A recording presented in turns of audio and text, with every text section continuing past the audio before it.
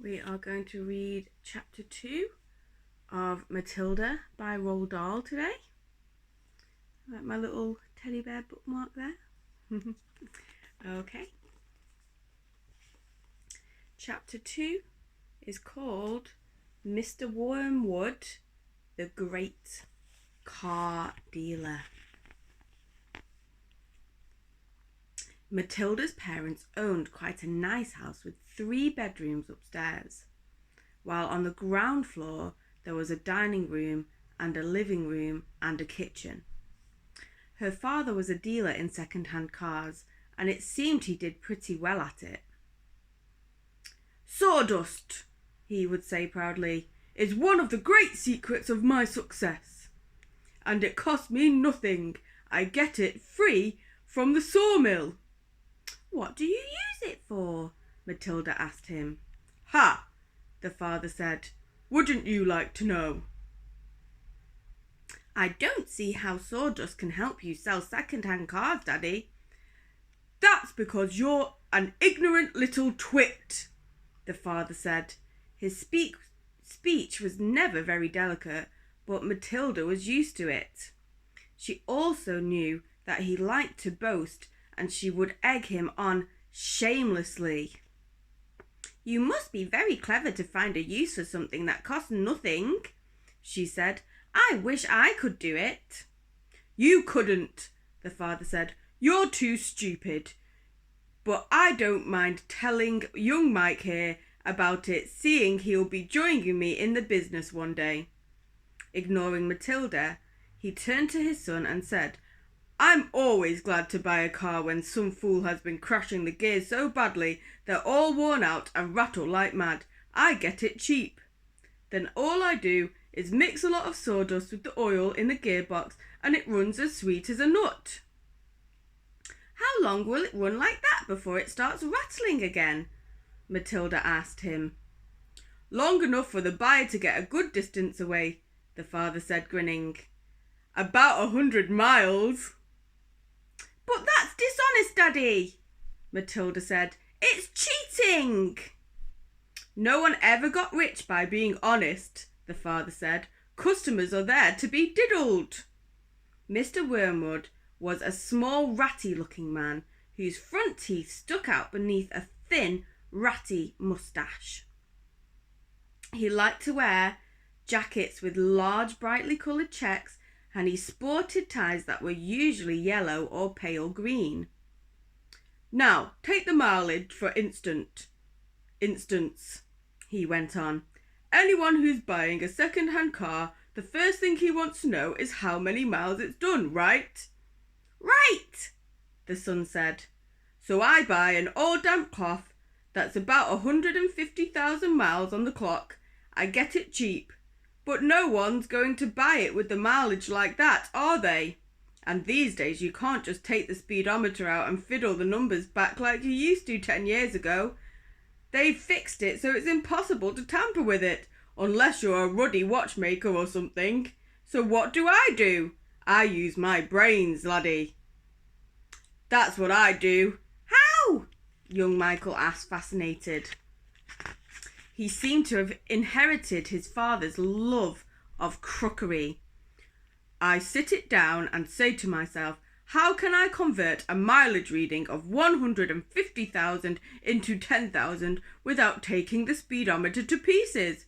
Well, if I were to run the car backwards for long enough, then obviously that would do it. The numbers would click backwards, wouldn't they? But who's going to drive a flaming car in reverse for thousands and thousands of miles? You couldn't do it." "Of course you couldn't," young Michael said. "So I scratch my head," the father said. "I use my brains. When you've been given a fine brain like I have, you've got to use it. And all of a sudden, the answer hits me. I tell you, I felt it.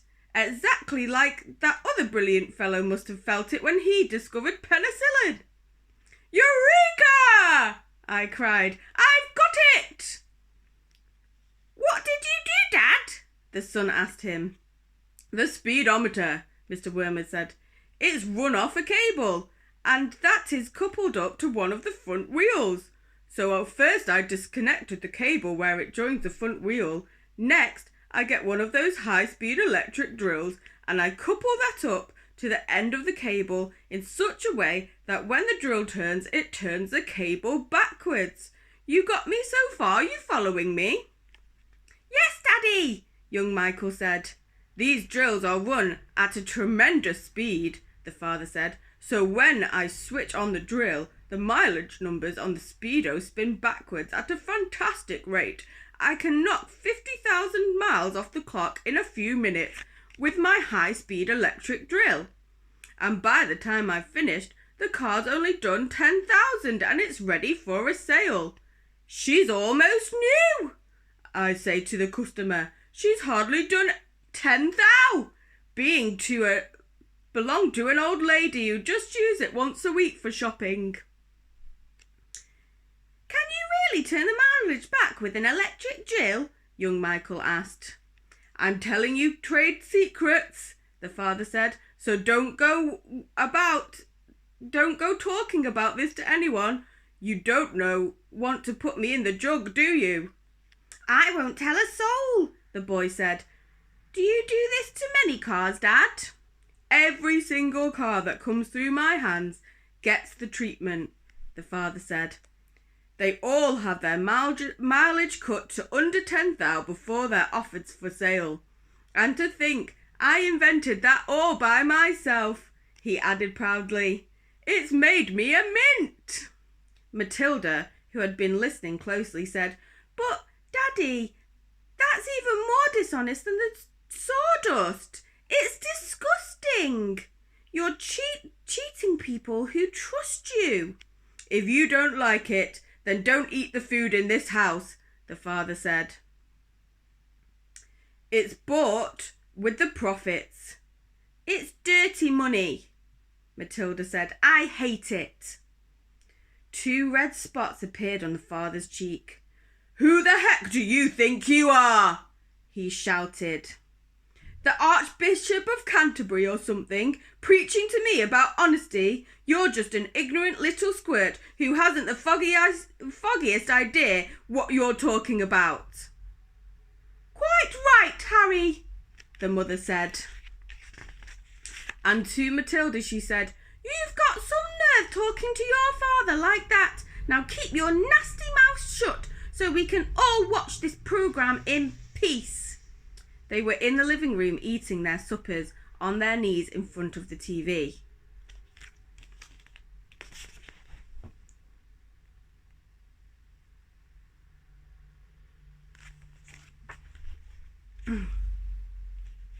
The suppers were TV dinners in floppy aluminium containers with separate compartments for the stewed meat, the boiled potatoes and the peas.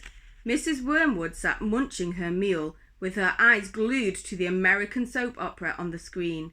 She was a large woman whose hair was dyed platinum blonde except where you could see the mousy brown bits growing out from the roots. She wore heavy makeup and she had one of those unfortunate bulging figures where the flesh appears to be strapped in all around the body to prevent it from falling out. Mummy, Matilda said, would you mind if I ate my supper in the dining room so I could read my book? The father glanced up sharply. I would mind, he snapped. Supper is a family gathering and no one leaves the table till it's over. But we're not at the table, Matilda said.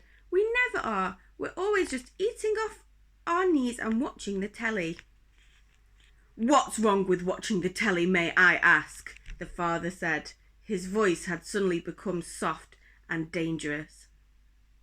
Matilda didn't trust herself to answer him, so she kept quiet. She could feel the anger boiling up inside her.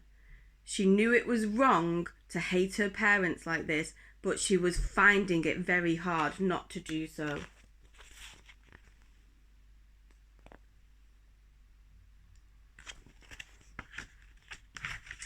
The reading she had done had given her a view of life that they had never seen. If only they would read a little Dickens or Kipling, they would soon discover there was more to life than cheating people and watching television.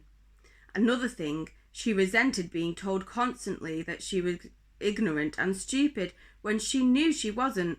The anger inside her went on boiling and boiling, and as she lay in bed that night, she made a decision. She decided that every time her father or her mother was beastly to her, she would get her own back in some way or another. A small victory or two would help her to tolerate the idiocies and would stop her from going crazy. You must remember that she was still hardly 5 years old, and it was not easy for somebody as small as that to score points against an all-powerful grown-up. Even so, she was determined to have a go. Her father, after what had happened in front of the telly that evening, was the first on her list. End of chapter 2.